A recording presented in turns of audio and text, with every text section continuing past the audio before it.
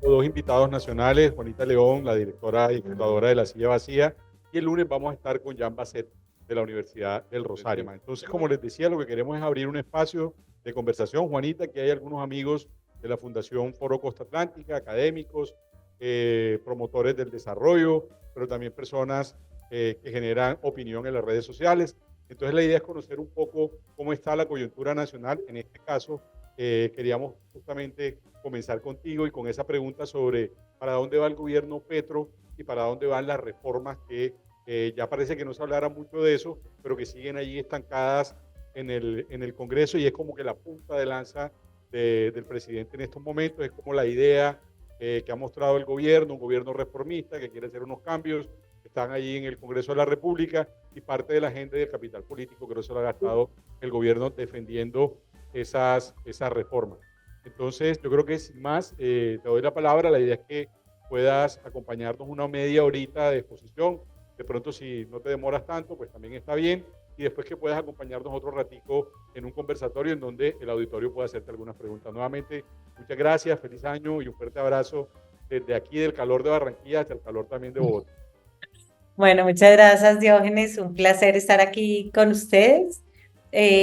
Yo preparé una presentación que de pronto me puedo saltar cosas como para poder hablar solo unos 10 o 15 minutos y más bien resolver las preguntas que tengan, porque por ahí faltando 5 para las 5 tengo que irme, porque tengo que recoger a mi hija en un sitio que queda lejos.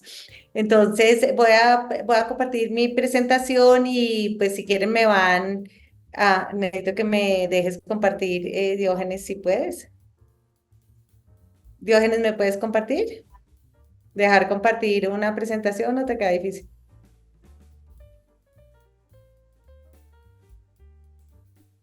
Es que me sale que no puedo compartir una presentación.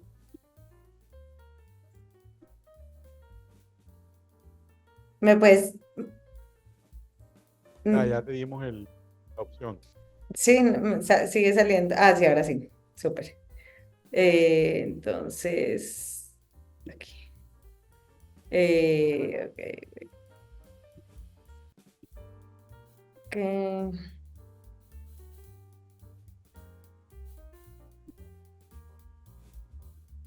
Ok, ahí lo están viendo. Mativo, perfecto. Sí, sí, lo es. A ver. em, ok, entonces, pues va a pasar rápidamente cómo terminó el gobierno Petro el año. Pues, ustedes vieron ustedes vieron ese video de Fuera Petro. Yo pienso que como una de las cosas más grandes que pasaron el año pasado fue la pérdida de apoyo popular que tuvo, o sea, que Petro perdió la calle en el 2023. Y pues, digamos, estoy segura que Petro todavía va a poder hacer muchísimas cosas, pero hacer un cambio radical, revolucionario, sin tener el apoyo de la calle, me parece que queda difícil. Y esa pérdida del apoyo en la calle se vio desde los gritos en los estadios hasta pues el desempeño del pacto histórico en las elecciones regionales. Cuando tú ves la encuesta del Envamer Gallup, pues él ha ido bajando a quedar un poco por debajo digamos, en la de diciembre ya salía con el 26% de apoyo. En todo caso, obviamente, tener una tercera parte de apoyo sigue pues siendo pues muy importante, pues es un apoyo importante, ningún otro líder tiene un apoyo del 30%, pero es un apoyo no solo muy inferior al que tuvo al principio de su gobierno, sino que es un apoyo que no es suficiente para hacer los cambios más radicales o más revolucionarios o más progresistas que él quiere hacer. Y esto también se refleja en que el gobierno el año pasado un poco comenzó a perder la batalla de las ideas, ¿no? Cuando uno ve las elecciones regionales, la agenda de esas elecciones pues no es la agenda de Petro, ¿no? Nadie estaba proponiendo, bueno, vamos a hacer un seguro de salud más en manos del Estado o queremos hacerle una apuesta a la economía popular. O sea, en realidad la mayoría de los alcaldes, su bandera era la bandera de la seguridad, con un enfoque no de seguridad humana, sino un enfoque mucho más de mano dura, o un enfoque más de fortalecer las fuerzas militares. Entonces ahí también pues hay como una pérdida de ese capital político de Petro. El Congreso como escenario para consolidar su proyecto pues se comenzó a enredar. Su decisión de apostarle todo su capital político a pasar la reforma de la salud pues tuvo como resultado que logró su aprobación pues por un margen muy pequeño en la Cámara, pero eso atoró toda la agenda legislativa de las otras dos reformas de la seguridad social, la reforma de la educación, pues alcanzó a pasar una parte de ella en la Cámara, pero pues si tú ves los 25 proyectos que él quería, que él dijo que quería pasar cuando inauguró la legislatura, pues en realidad todo se lo comió la reforma a la salud. El escenario internacional es menos favorable, pues porque comienza a haber pues un cierto viraje a la derecha en el continente y pues la sombra de la elección de Trump comienza como pues ese escenario pesadilla comienza a ganar como cierta posibilidad. La economía sigue siendo una amenaza para su proyecto. Yo creo que mucha gente tenía mucho miedo de que Petro fuera a arruinar la economía. Me parece que en el primer año pues quedó claro que eran mucho más responsables de lo que en campaña se había dicho, pues con toda esta decisión de subir el precio de la gasolina, de mantener la regla fiscal. Esto para el próximo año comienza a parecer menos claro para los analistas económicos, pues con esto que ha dicho el ministro que podrían no respetar la regla fiscal, va a haber unas proyecciones de crecimiento económico pues mucho más pequeñas. Ya la decisión, por ejemplo, de no subir el precio de diésel, pues eso pues va a tener un impacto en el hueco fiscal que ha abierto ese fondo de estabilización. Y pues aunque la inflación parece mucho más controlada, en todo caso la contracción económica pues ya se siente y se va a sentir aún más. Su indisciplina personal se vuelve un problema público, ¿no? El tema de lo pues que estuvo en agenda privada tantos días del año, que no llegara a las citas, o sea, cosas que al principio eran como un rumor, una molestia, comienza a volverse pues un problema después de lo de María Jimena, decir que tenía una adicción. Cada vez más a mí me impresiona donde yo voy, todo el mundo es como, ¿qué es lo que le pasa? O sea, si es adicto o no, que no, y eso comienza como a generar un ruido. La paz total, que me parece que estuvo muy enredada durante el año, pues me parece que terminó el año mucho mejor de lo que empezó con el cambio, con la salida de Danilo Rueda, pues que era una persona como tan, como que actuaba de manera tan poco transparente en términos de la ciudadanía, como que uno no tenía muy claro para dónde iba, y, em, y creo que con el cambio de Oti Patiño, con la estructuración de una oficina pues mucho más robusta y con la decisión del MC y del ELN de suspender el secuestro, me parece que hubo ahí como un respiro, como que dice, bueno, por lo menos el año terminó mucho mejor de lo que empezó. Y yo tengo la percepción de que hay en muchos escenarios como una percepción de que el acuerdo nacional es la salida para este gobierno y para este país, aunque no es muy claro pues de qué se trata. Claramente, pues si uno ve, digamos, estos mapas de las elecciones, mirando por gobernadores, eh, pues no se consolidó ese viraje a la izquierda que se había dado en el 2022, hubo más como un giro a a la centro derecha y al centro, sitios que eran ¿no? Como que se esperaba que iban a ganar, pues que donde Petro había arrasado en las elecciones del 2022, pues no se dio. El pacto histórico claramente ganó algunas cosas, o sea, hoy tiene más poder regional del que tenía hace un año, pero en comparación con el gran triunfo que tuvieron en el 2022, pues es muy pírrico. Tienen dos de los 32 gobernadores propios, que es el del Amazonas y Nariño, uno eh, digamos, uno cercano, que uno podría decir el del Cauca, que es del partido de la vicepresidenta, pero que le ganó al del pacto histórico y pues el del Magdalena pues ya lo perdieron.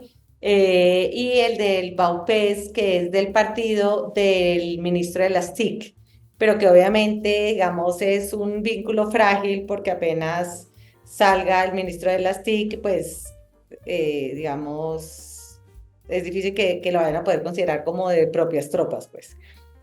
Consiguieron 38 de los 418 diputados, 70 de los 1.102 alcaldes, y de esos 70, 35 son en el Cauca. Entonces, pues claro, no es lo mismo tener alguien cercano en Medellín que alguien pues en Bolívar, Cauca, y 642 de los 12.000 concejales. Y pues la gran derrota fue en Bogotá con los que pasaron de sacar 2,2 millones de votos.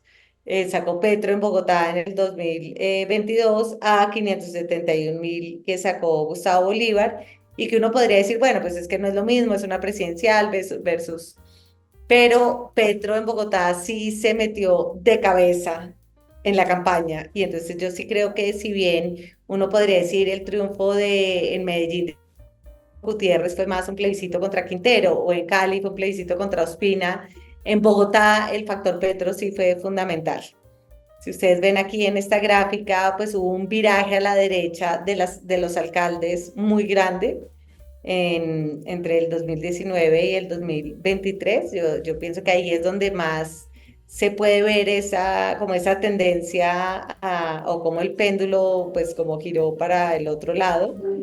Y Petro pues se quedó sin unos aliados claros en lo local y en lo regional en las principales ciudades y gobernaciones del país, ¿no? Pues no tiene ningún aliado como era Daniel Quintero ni como era Jorge Iván Ospina, y consiguió como unos que son claramente opositores, que todo su capital político gira un poco alrededor de hacerle oposición a un programa como el de Petro, como el caso de Beltrán en Bucaramanga, o de Juvenal Díaz en Santander, o de Federico Gutiérrez en Medellín. Cuando uno lo ve como un nivel mucho más local en consejos, uno se da cuenta que si bien el pacto histórico pasó de ser el quinto partido más votado a consejo a ser el tercero, todos perdieron en términos relativos votos, ¿no? O sea, pasaron de 1.800.000 a 1.600.000, porque hubo tal fragmentación de partidos que todos pues perdieron como un pedazo del pie. Y pues está el voto castigo en Bogotá, pues que fue pues muy grande. ¿Cómo comenzamos el año? O sea, las elecciones, uno pensaría, no le fue tan mal al pacto histórico, pues ya Petro quedó, o el gobierno quedó como muy dado, pero realmente yo creo que ahí se abrió como un nuevo escenario, que yo lo llamo como ayúdame, que yo te ayudaré, porque claramente los nuevos alcaldes y gobernadores necesitan la plata del gobierno nacional. El 70% de los ingresos de los municipios pequeños vienen de transferencias nacionales y el 35% de las grandes ciudades. Pero además no es solo eso, sino que necesitan permisos, licencias ambientales. Nosotros hicimos hace poco una historia sobre Bogotá, todos los proyectos claves de Bogotá que necesitaban y que estaban enredados porque no le quiere dar el gobierno nacional, la Agencia Nacional del Medio Ambiente, la Agencia de Licencias, la ANLA, no le quiere dar los permisos a la alcaldía para varios proyectos, y son 6 grandes proyectos estratégicos, ¿no? Entonces tú desde el gobierno central tienes como una mano muy fuerte para poder restringir permisos, licencias, cofinanciaciones. Pero al mismo tiempo Petro necesita de los gobernadores para la paz total, o sea, pensar que uno puede hacer la paz total con las disidencias sin contar con, o con el Clan del Golfo sin contar con el gobernador de Antioquia, pues es difícil. O hacer la paz total con las bandas criminales de Medellín sin que si Fico se atraviesa pues como una vaca muerta. Lo mismo para los proyectos de economía popular, para, incluso para la reforma de la salud, si llega a pasar, pues hacer todos esos CAPs, por más de que tú quieras trabajar con las juntas de acción comunal, realmente necesitas los alcaldes. Lo mismo para las universidades locales. Y como, entonces, ahí me parece que los alcaldes entran como en una línea, como una cuerda floja entre no se pueden poner completamente en contra del gobierno porque no les baja la plata del plan de desarrollo, ni los permisos, ni las licencias, pero tampoco se pueden entregar como regalar porque mucho de su futuro político también depende, pues ellos ganaron con unas plataformas muy diferentes a las del gobierno nacional. Y por otro lado, el gobierno le puede quitar toda la plata a Antioquia, lo que quiera, pero eso también tiene un costo muy grande en términos de la ejecución de su plan de desarrollo. Entonces, ahí hay como un equilibrismo y pues yo lo que creo es que todo el mundo va a aguantar y hacerse más o menos pasito hasta sacar sus planes de desarrollo local, porque ya en el segundo semestre del 2024 los congresistas comienzan su campaña para la reelección y es muy difícil para un congresista antioqueño, por ejemplo, pensar en reelegirse si fue como, digamos, si no es del pacto histórico, si es de un partido tradicional y si fue un regalado y entregado al gobierno Petro, porque obviamente tener al gobernador y a los alcaldes en contra, pues es muy complicado. Aquí, si ven cómo son las fuentes de financiación territorial, pues los recursos de transferencia, de cofinanciación, créditos, pues tienen una porción del país muy grande y además se ha ido subiendo. Después de la pandemia, cada vez más los recursos que no son propios, no, como que la proporción de recursos que vienen de afuera, pues sigue siendo muy grande. Entonces, Petro arranca el año, que era la pregunta de esta charla, pues él va a necesitar negociar para lograr ese número mágico en el Congreso de 54 votos en el Senado y 95 en la Cámara. Si ustedes ven, él arrancó con una coalición donde tenía 78 senadores de la coalición oficial. Cuando él decidió como explotar la coalición a principios del año pasado, quedó con 53 nomás, pero hay 27 que a mí me parece que muy pronto, sobre todo después del primer semestre, seguramente pasarán a la independencia, que son el Partido Verde y el Partido Liberal. Hay como muchas discusiones internas, como mucho deseo de muchos de salirse de la coalición y que puede ser que no cambie demasiado porque hoy en día ya hay como ya una división interna en cada uno de esos partidos y votan un poquito como les da la gana. Hay unos conservadores que el gobierno está tratando de conquistar como con repartición burocrática. Están hablando de darles la presidencia en Finagro y darles otros, el Ministerio del Deporte, entonces pues que la ministra esté en la cuerda floja, pues le puede convenir a Petro para poner ahí un conservador. Pero pues la coalición hoy en día es mucho más frágil, sobre todo en el Senado. Si ustedes ven aquí de la Alianza Verde, pues que es clave, solo 10 son pues más incondicionales del gobierno entre la Cámara entre la Cámara y el Senado, y esos verdes son fundamentales. Y si ven los liberales, pues hay 19 que están fijos con Petro, de 46, y hay 7 que están un poco digamos que podrían inclinarse para un lado, son negociables, pero pues eso en todo caso le crea una coalición muy inestable y que eso va a impactar pues el paso de las reformas en el Congreso. La reforma a la salud, pues como ustedes saben, pasó en la Cámara. Me parece que en el Senado la tiene mucho más difícil. A mí me parece muy improbable que el gobierno logre aprobar la reforma de la salud tal como está en el Senado, aunque, pues, hablando como con gente del sector, casi que la pregunta ahora que ellos tienen no es tanto si pasa o no la reforma a la salud, sino si las EPS sobreviven con, pues, con las medidas que ha tomado el gobierno de la unidad de capitación, de intervenir pues varias EPS. Ahorita pues el Ministerio de Salud le puso una demanda a 21 de las EPS diciendo que no garantizan el derecho a la salud. Y el gobierno pues tiene un plan B ya en acción, que antes de ayer tuvo un paso importante con el nombramiento de Aldo Cadena, que de pronto ustedes lo conocen porque es caribeño, como gerente de la nueva EPS. La nueva EPS es esta empresa mixta donde las cajas de compensación tienen el 50+1 de los votos, el gobierno tiene el 50-1. Hubo como una estrategia de intimidación a las cajas de compensación donde más o menos les dijeron, bueno,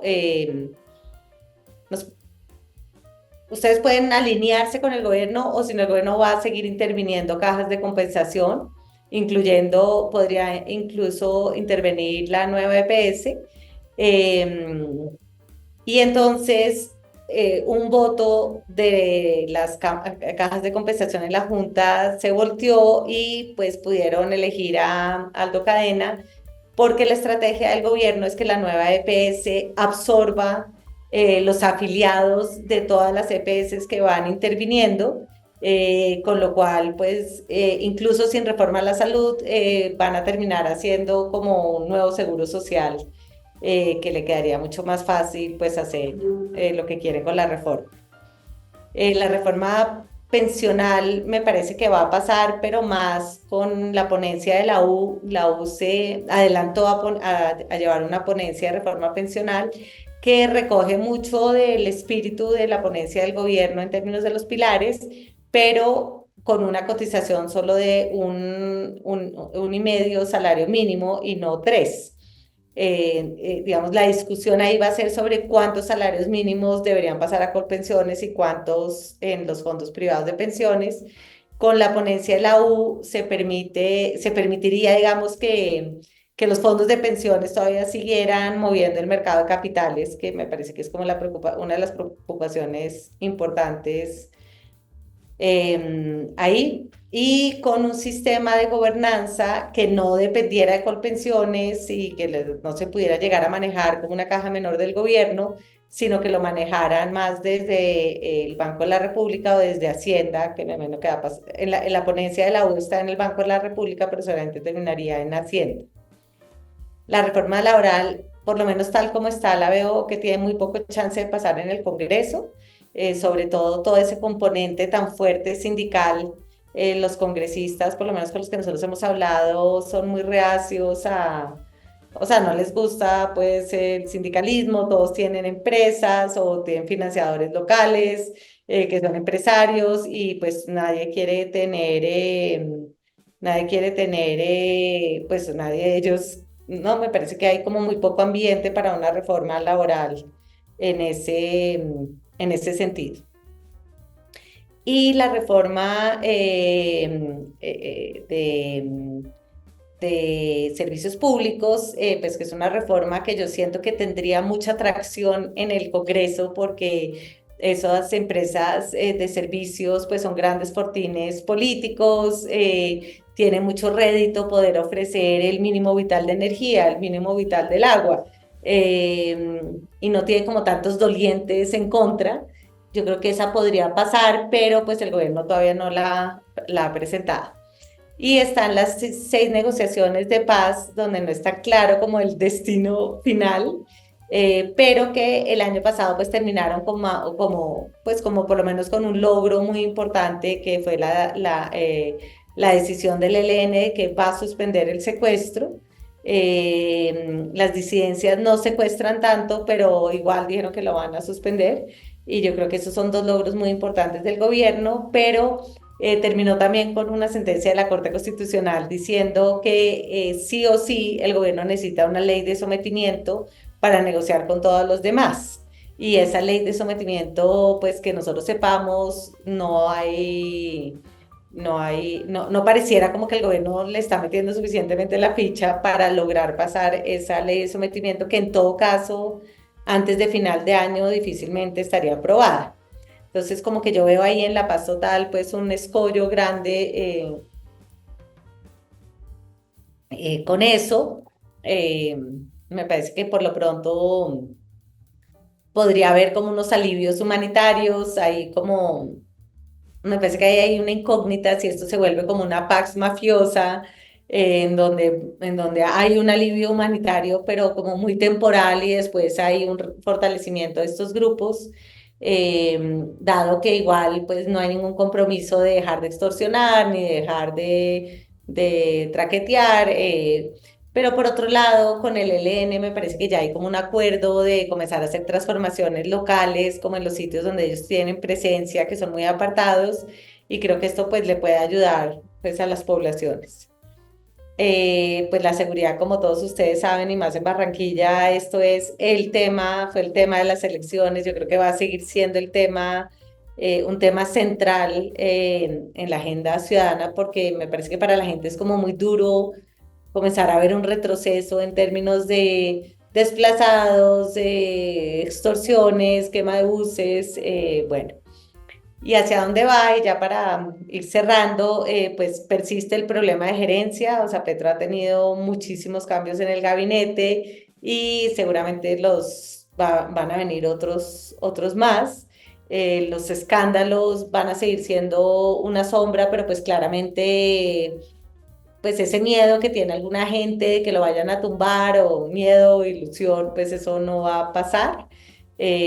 Para esas investigaciones hay un camino político en el Congreso con la Comisión de Acusaciones de la Cámara, donde yo creo que tiene muy poco chance de avanzar cualquier investigación contra el presidente, porque los tres representantes investigadores son cercanos al presidente. Está el camino como electoral del Consejo Nacional Electoral, que me parece que ya ha ido avanzando, pidiendo pruebas por la violación de topes.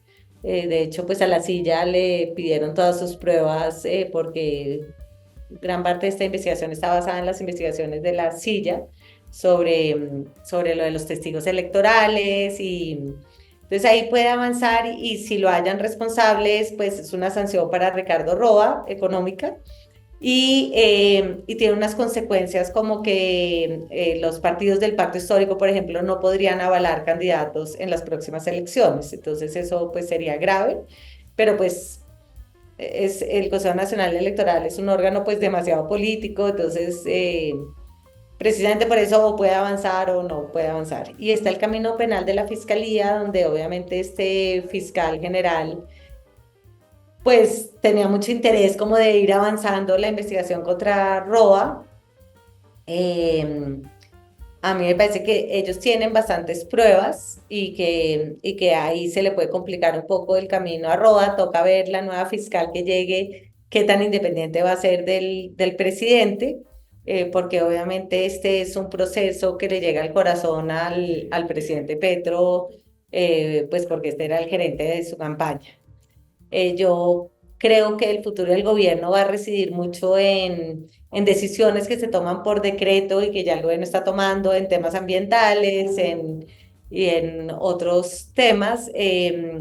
Los subsidios van a ser claves. Ya Laura Sarabia tiene bajo su cargo 10 billones de pesos para invertir en subsidios este año.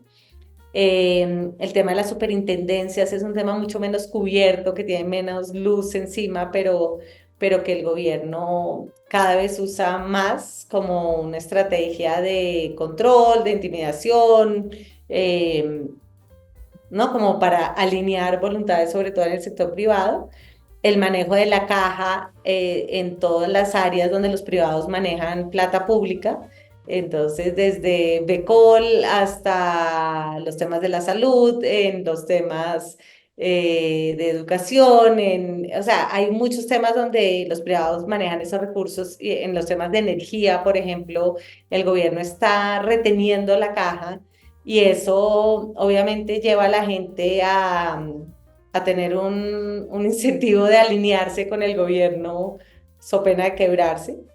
Y está todo el tema del uso de la verdad, que yo creo que la nueva fiscal, a mí me parece que él mandó una terna muy independiente de mujeres, pero que son mujeres que llegan no a dejar quietos los procesos que hay en la Fiscalía contra el Establecimiento, sino también a moverlos. Entonces, entre eso, entre la JEP, entre tener como gestor de Paz a Mancuso, a Macaco, yo creo que, no, como que el presidente utiliza mucho esas estrategias como de ¿no? Sacar una arremetida contra el Grupo Sarmiento, hablar de lo de Odebrecht, decir que deberían nacionalizar la vía al llano y a los 2 días se sienta con Sarmiento en Nueva York y entonces Sarmiento dice, no, sí, yo voy a invertir en La Guajira, ¿no? Entonces, la verdad, hay un uso como bastante estratégico de la verdad. En todo caso, pues Petro tiene muchos contrapesos fuertes. En la Corte Constitucional tiene 6 de los 9, van a poder cambiar 6 de los 9 jueces durante el periodo de Petro, pero el presidente solo va a poder nombrar un magistrado más fuera de Vladimir Fernández, que en todo caso se tiene que declarar eh, en conflicto de interés pues durante por lo menos un año más. Y en la Junta de la República, el presidente va a nombrar este año, de aquí a enero, va a nombrar por lo menos eh, 2 miembros más de la Junta del Banco, pero solo tendrá mayoría en el 2025. Yo creo que la fiscal no va a ser una subordinada de Petro, pero pues va a servir para lo que ya expliqué de la verdad. Bueno, si quieren después, sí, lo de la constituyente, si tienen alguna duda lo explico. Y está pues el tema del acuerdo nacional del que Petro ha hablado todo el tiempo, pero nadie sabe realmente de qué se trata, ¿no? La única vez que él ha explicado de qué se trata, dijo que iba a girar alrededor de la verdad, la educación y las tierras, pero cuando se reunió con estos cacaos, como con la idea de que es el primer, digamos, despegue del acuerdo nacional, en el fondo, curiosamente, como que terminó siendo más como una cosa como, ok, usted invierte plata en unas zonas que para mí son muy importantes, como La Guajira, Chocó, diferentes sitios, y nos hacemos un poquito más pasito, ¿no? Como que yo no, pues voy a usar el púlpito presidencial para demeritar un poco a estos empresarios. Pero más allá de cómo haya despegado y de que nadie sabe muy bien de qué se trata y de que esto por ahora es una cosa que maneja Laura Sarabia y Juan Fernández, hay unos incentivos para llegar a para hacer algo como de un acuerdo, y es pues el tema económico, que las reformas siguen muy enredadas, el ELN, pues que va a arrancar esta gran conversación nacional. Pues ellos han dicho que quieren llegar como a un gran acuerdo nacional. Yo veo en los como en los empresarios, ¿no? Como una cierta disposición a negociar ciertas cosas, y dado los bajos niveles de ejecución del gobierno, y de que el tiempo se le comienza pues a agotar pronto, pues creo que hay como un incentivo, digamos como que un acuerdo podría cambiar ciertas cosas. En todo caso, pues por más de que el gobierno haya perdido mucho capital político, por el lado de la oposición, pues uno no ve muy claro quién está recogiendo como esa oposición. Por lo pronto, pues yo puse aquí a Mauricio Reina, no porque crea que pueda ser un candidato presidencial, sino porque creo que la tecnocracia hoy por hoy es la verdadera oposición de Petro. Y ahí pues la pregunta es si vamos a virar a la derecha, y si esa derecha va a ser una derecha ¿no? María Fernanda Cabal o alguien incluso mucho más tipo influencer radical, ¿no? Como un Polo Polo. O si va a ser alguien un poquito más de, pues como me parece que Catherine Jubinado es alguien como que desde el centro, ¿no? Como que está como llevando una voz o un tipo como David Luna, pues que no, yo siento que Colombia ya está inscrito más como en las dinámicas del continente donde las alternativas son menos esperables. Y al final, pues yo creo que el talante de Petro como destino sigue siendo, pues, cierto eso que decía Heráclito. Me parece que Petro es una persona que siente muy poquito miedo en general, entonces exige como unos grandes sacrificios a su equipo, lo cual me parece que yo siento que hay muchos de esos funcionarios dispuestos como a hacer lo que se necesite como para llevar a cabo esta visión, pero hay otros que pues se van quemando en el camino. Eh, y creo que como toda esta idea que tiene Petro, de que él se ve como un comunicador social, a mí me parece que es muy interesante porque él tiene permanentemente como una apuesta en lo simbólico, en cambiar paradigmas y como menos destreza y interés en inaugurar obras, ¿no? Como en ejecutar. Y como él está mucho más cómodo en la confrontación que en los acuerdos, pues el tema del acuerdo nacional puede tener ahí pues una cosa difícil de, digamos, de pasar por encima de eso para llegar a un acuerdo. Bueno, con eso me callo y recibo las preguntas o comentarios. Juanita, muchas gracias. ¿Me escuchas bien? Sí, te estoy oyendo perfecto. Bueno, yo voy a ser el moderador del espacio, entonces vamos a recoger unas 5 preguntitas, hacemos ahí un feedback y tú pues las respondes. Y yo mismo me pido la palabra, quería hacer un comentario y un par de preguntitas. Lo primero es que, no, recordar una frase de Humberto de la Calle que le expliqué en un encuentro que tuvimos aquí en Barranquilla sobre Petro, que decía un poco que el gobierno de Petro era tan improvisador que tiraba como el balón hacia adelante y después intentaba como construir su relato a partir de esa idea de tirar el balón adelante y después nombraba a los ministros y después las relaciones. Y lo otro es que, a propósito de lo que decía Juanita de la relación con los territorios, que en algunos casos va a ser como de buscar ejecutar y en otros casos como de confrontación, a mí me parece que el gran peligro, el gran rollo que tenemos, y también a propósito del perfil que señalaba Juanita de lo que es el gobierno, el gran rollo es que el gobierno no tiene un modelo de relacionamiento con los territorios. Yo creo que sería algo bueno de foro y de organizaciones como foro que exploráramos un poquito eso.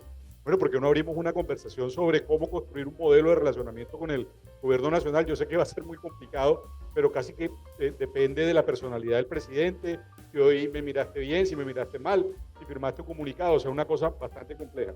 Y tenía dos preguntitas, Juanita, una frase del año pasado famosa de Alejandro Gaviria, no, perdón, hace 2 años, que decía que gobiernos malos crean una mala oposición. La pregunta es, ¿tenemos una oposición mala en Colombia? Es decir, uno lo que logra ver es que la oposición se detiene como en unos personajes que no le dicen nada al país o está pendiente de unas trivialidades y al final las discusiones de fondo frente a las reformas, las discusiones de fondo frente a los casos de corrupción, las situaciones de fondo sobre la dinámica del país, parece que no se estuvieran dando en el país. Y finalmente, otra preguntita ahí también, disculpan que me exceda un poco en el tiempo, el tema de la ejecución. Un poco lo que uno esperaría es que, bueno, están atascadas las reformas del Congreso y el presidente lo que se va a volcar es a ejecutar en los territorios.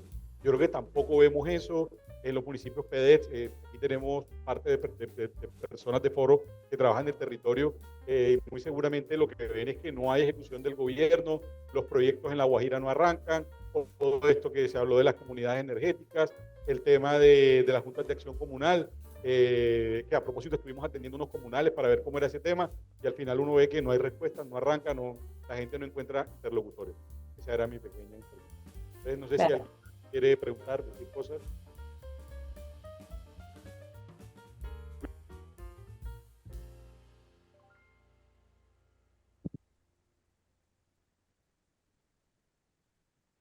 Bueno, buenas tardes. Juanita, en el marco de toda esa presentación muy integral, a mí se me ocurren algunas preguntas. Es decir, al final, ¿qué se esperaría? que las reformas se hundirán o se aprobarán en el Congreso, pero con fuertes ajustes, de tal manera que algunas se desnaturalicen de acuerdo a la perspectiva del gobierno o incluso puedan generar un caos, como lo que se perfila en el tema de la salud. Ante el escenario más probable de que se hundan, ¿será que Petro hará el intento, y parece que ya lo está haciendo, de por lo menos hacer algunas reformas por la puerta de atrás? Lo mencionaba en el caso de la salud, pero que en el caso de la salud ya va muy lejos. Es que últimamente se han combinado como tres cosas: la demanda a más de la mitad de las EPS, la asfixia financiera a propósito de discusión sobre el tema de la unidad de pago por capitación, y toda la estrategia que la acaba de configurar con la nueva EPS, que se esperaría reciba a los afiliados de las EPS que vayan a ser liquidadas, pudieran terminar convirtiendo a la nueva EPS en absorbiendo más del 50% del régimen contributivo.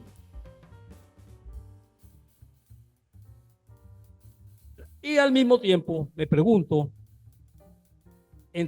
¿será que Petro de alguna manera, debido a ese contexto complicado, está bajando un poco el nivel a las reformas? Aunque él es como contradictorio, porque da la sensación que le baja el nivel a las reformas para concentrarse en ejecutorias concretas de programas y acciones en las regiones que tal vez más lo necesitan y en donde también tienen más respaldo político, pero al mismo tiempo anuncia otra reforma tributaria. ¿Cuánto tiempo después de haber aprobado una? Hacia un gobierno con alta gobernabilidad le queda complicado aprobar una reforma tributaria, él estaría esperando otra. Y finalmente, bueno, ¿qué se espera de la gobernabilidad? ¿Y qué podría suceder con la movilización social? Tanto la movilización social a favor, que además él bajó la guardia, como la movilización social que salga a protestar porque no se han cumplido sus aspiraciones. Muchas gracias. Gracias por tus comentarios. Sí, bueno, yo estoy de acuerdo contigo en que el presidente o el gobierno está impulsando pues como ciertas reformas como por la puerta de atrás, en particular la de salud, que es en la que más interés tiene el gobierno. Y pues ese nombramiento de Aldo Cadena en la nueva EPS fue pues una movida clarísima, explícita, que va acompañada de la expedición de un decreto que flexibilizó los criterios para poder absorber afiliados, y que va acompañado de esa demanda del ministro que pues puede prosperar o no, pero que da una idea, ¿no? Como que van creando precedentes para decir, hay 21 EPS que no cumplen con el derecho a la salud. Entonces yo estoy de acuerdo contigo en que en ese campo y en otros ellos van avanzando en sacar las reformas por el lado derecho. En cuanto a tu pregunta, Diógenes, sobre la oposición, a mí me parece que es muy difusa esa oposición, que la oposición no ha podido encontrar como una narrativa. O sea, creo que hay ciertas narrativas de la oposición que comienzan a ganar tracción, ¿no? La idea de que el cambio realmente es que otros diferentes roban o despilfarran, ¿no? O sea, creo que esa investigación que hicimos de Verónica Alcócer como que refuerza un poquito, no, como que toda la oposición la coge y refuerza esa narrativa, o lo de la casa en Davos, o lo de los viajes en helicóptero de Francia, ¿no? Como que como que se va armando una narrativa de que en realidad estos tipos lo que son unos despilfarradores. Hay otra narrativa que es la de que son unos ineptos, ¿no? Que ahí lo de los Juegos Panamericanos, pues entra a reforzar esa narrativa rápidamente.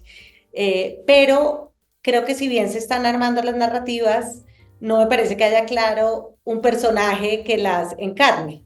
¿no? Me parece que contra Duque había también unas narrativas de que era un desconectado, que era un indolente con el sufrimiento de la sociedad, pero la diferencia es que había un tipo que encarnaba esas narrativas que era Petro.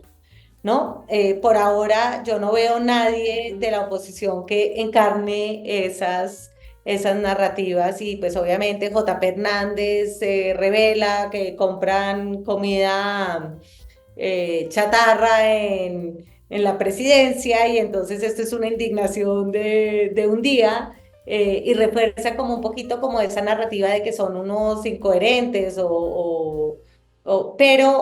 pero es una cosa muy pasajera, o sea, no hay como una cosa sólida como si la tenía Petro, que tenía detrás suyo una trayectoria, una oposición de 30 años que le daba una voz a un descontento que estaba en la calle muy claro. Yo eso no lo veo para nada todavía, pues falta tiempo, pero pues no lo veo.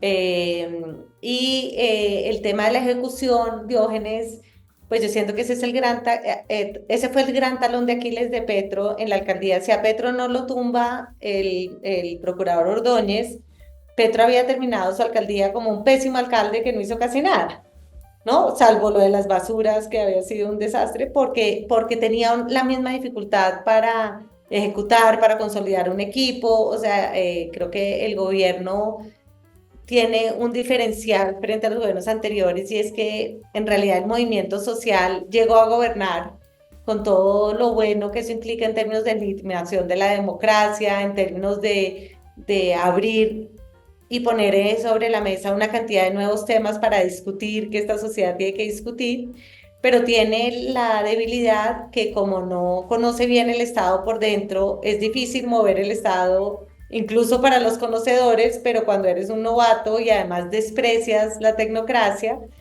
es más difícil lograr ejecutar algo.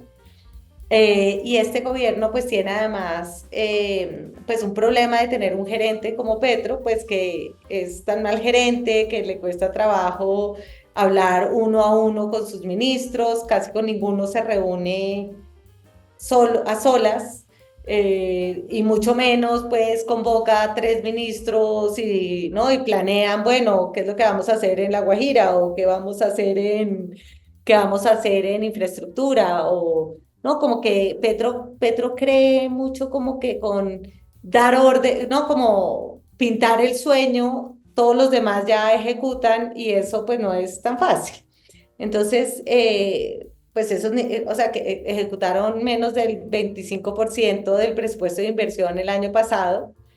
Y pues yo creo que van aprendiendo, ¿no? Pues estas cosas uno va aprendiendo, pero no sé a qué velocidad como para poder ejecutar. En la alcaldía de Bogotá, él lo que hizo fue aumentar la nómina, que la aumentó en un 51%, y entregar subsidios. O sea, Petro hizo miles de contratos pequeños. Entonces hacía contratos con las barras bravas del estadio para que no armara pues como violencia en el estadio y eso se llamaban como los jóvenes de paz o alguna cosa así.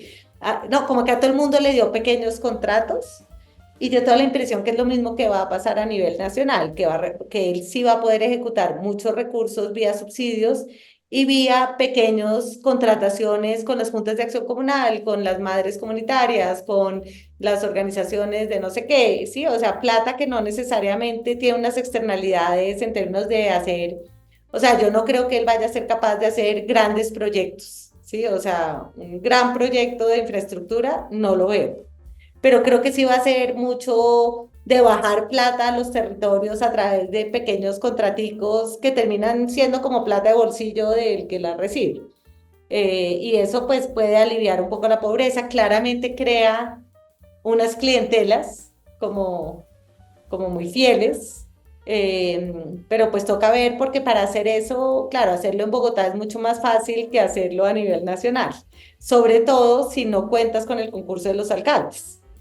¿No? O sea, porque es que incluso para regalar plata en el Estado necesitas unos procesos. Entonces, pues ahí Diógenes, digamos, la incógnita es qué tanto, pues va a aprender para hacerlo bien, ¿no? o bien o mal, pero para hacerlo.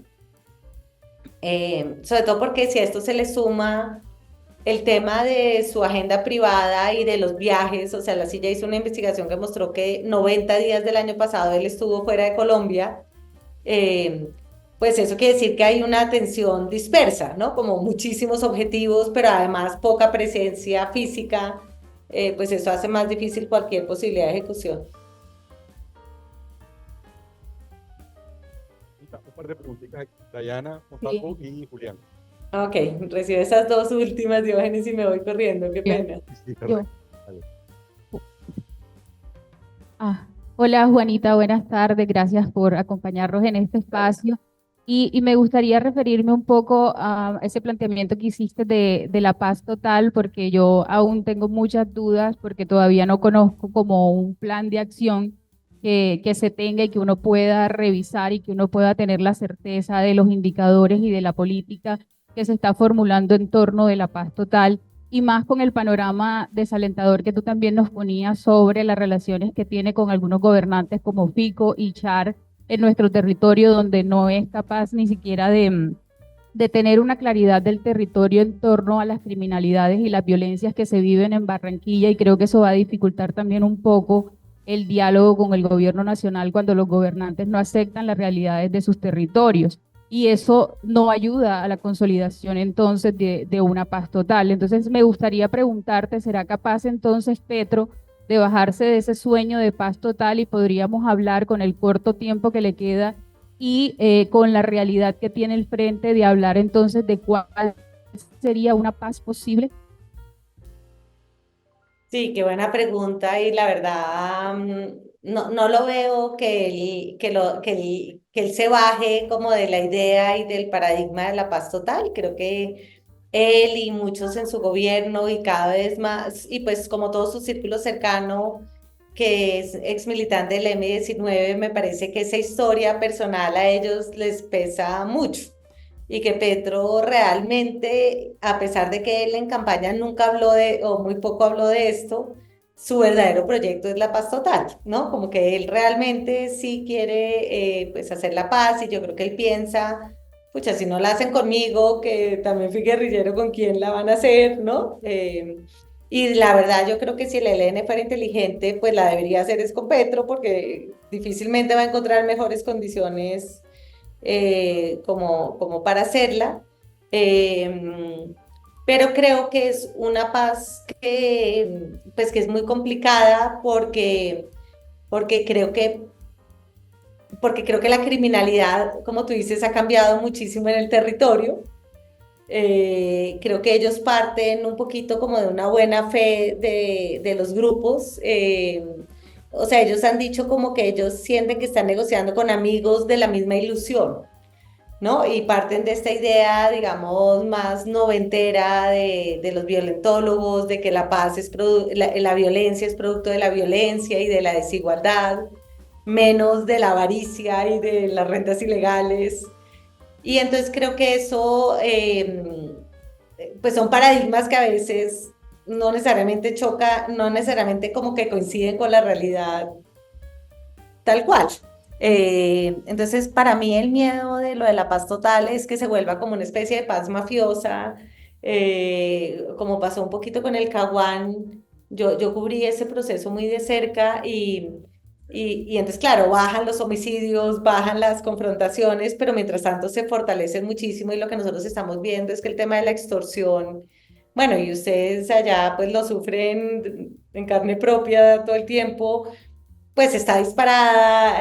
Ahorita, claro, hay una baja en lo de la compra de la coca porque no están comprando coca, pero pues la minería ilegal, los grupos armados están montando empresas legales para comenzar a capturar la contratación y me parece que cambios que yo siento que están como muy bien intencionados de vamos a flexibilizar las normas de contratación para que las organizaciones sociales, para que las empresas más pequeñas, la economía popular pueda contratar, van a terminar eh, facilitando la contratación también de estas empresas.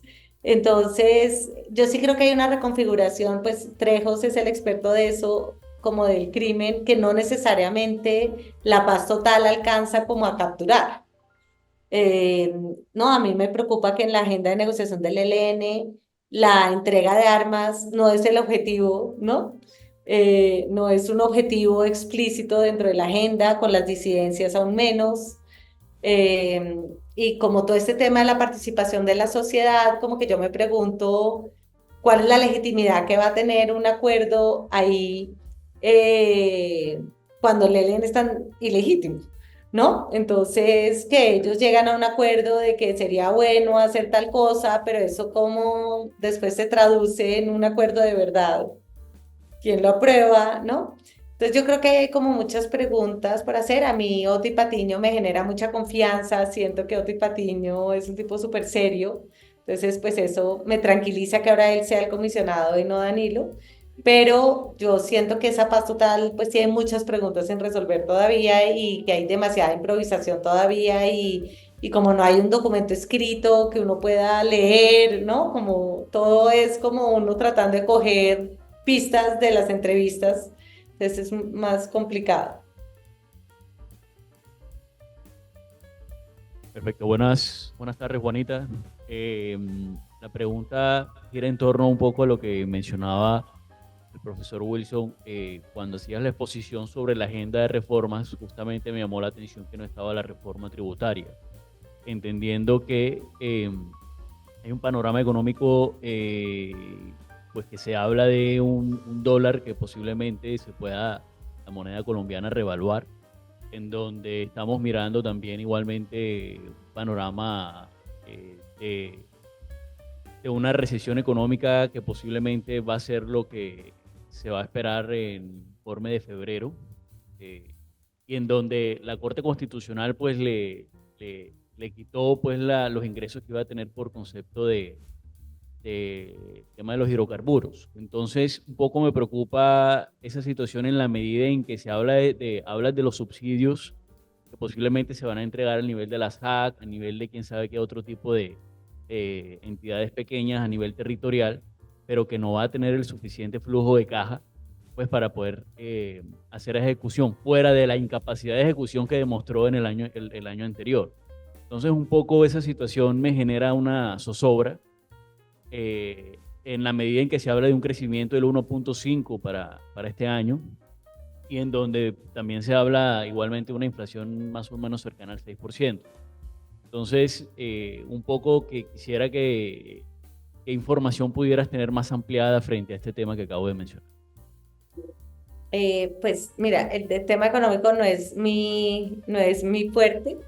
Eh, es cierto que la reforma tributaria, que la decisión de la Corte Constitucional le quitó pues por ahí 3 billones de pesos que iban a entrar por concepto de regalías, pero creo que al mismo tiempo esa decisión de la Corte fortaleció las garantías empresariales que hicieron que muchas empresas no se salieran del país.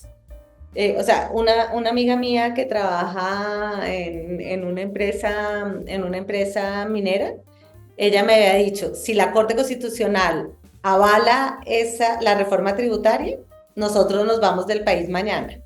Y ellos tienen, no sé, 500 empleos dan en su zona.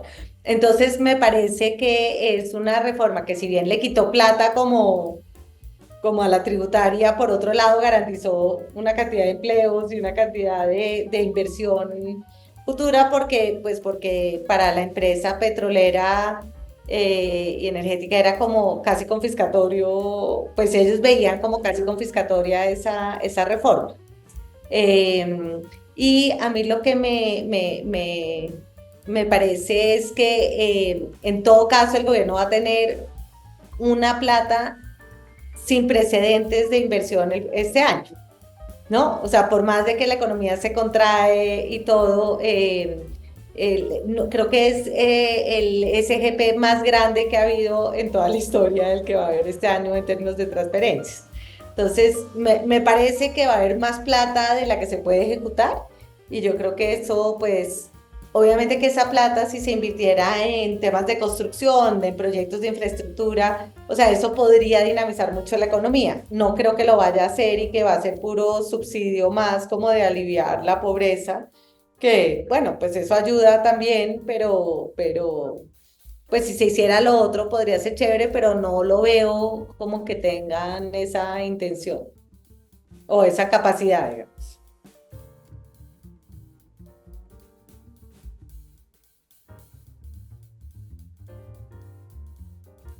Hola. No, te decía que no te sentía como tampoco experta en economía. Ahí creaste unos datos súper buenos.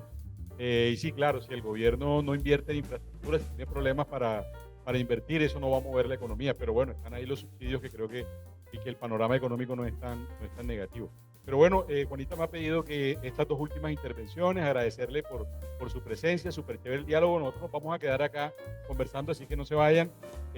Bueno, con todo este contexto que nos presentó Juanita, nos parece increíble. Muchas gracias, Juanita, nuevamente. Bueno, Diógenes, no, un gusto y perdón que no me pueda quedar más tiempo. Un abrazo entonces, que les vaya bien. Chao.